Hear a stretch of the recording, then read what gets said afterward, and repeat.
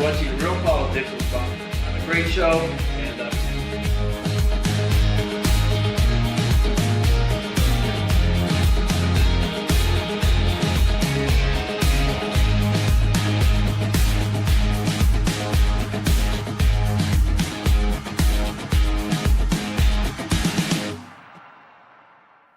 Well, you're a former chair, I'm a current chair, and I'm going to be interviewing another former chair here tonight. What can we do to unite, to excite, to get the Republicans up and running so that these issues are brought to the forefront and our elected officials are recognized for who they are and what they're doing? Well, and again, the school board is nonpartisan, but we do have 2 Republicans on the school board, and we have had, of recent note, a Republican act as chair and vice chair. So really I think it's electing another Republican to that county commission.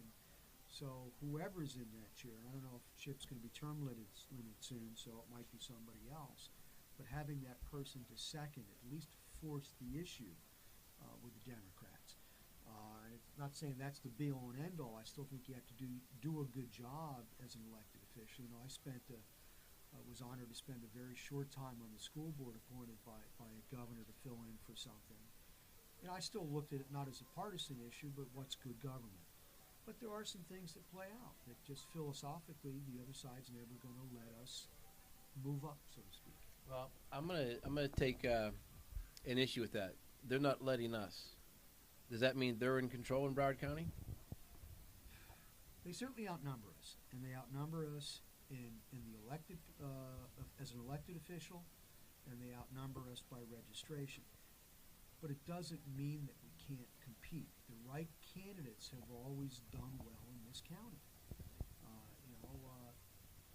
Lamberti won as a Republican. Didn't win last time. It had a lot to do with the Obama coattails. But a right candidate, Jane Carroll, survived in office many, many years, even without opposition. So there are things we can do with the right candidate. It's got to be candidate-driven. They got to raise their own funds and be a viable candidate. What we can't have is someone to show up on filing and say, okay, I'm running for office. Where have they been? Who are they? We don't know them. They've got to be here now and working with us.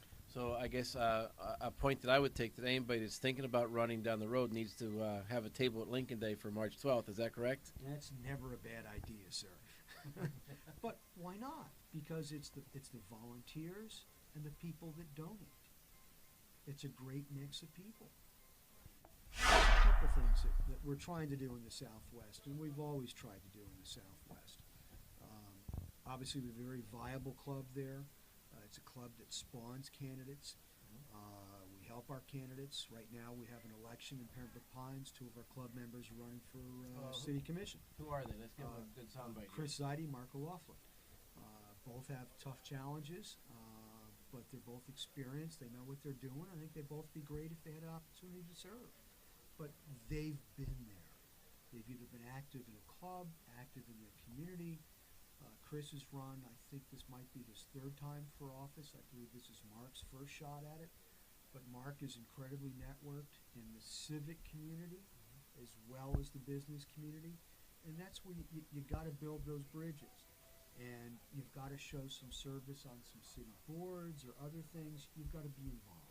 All right, we're going to close with this one. What is the main reason you think every Republican should be at Lincoln Day on March 12th? It's the only place to be that night, sir. Kevin Tynan, thank you very, very much. Appreciate it. Always a pleasure.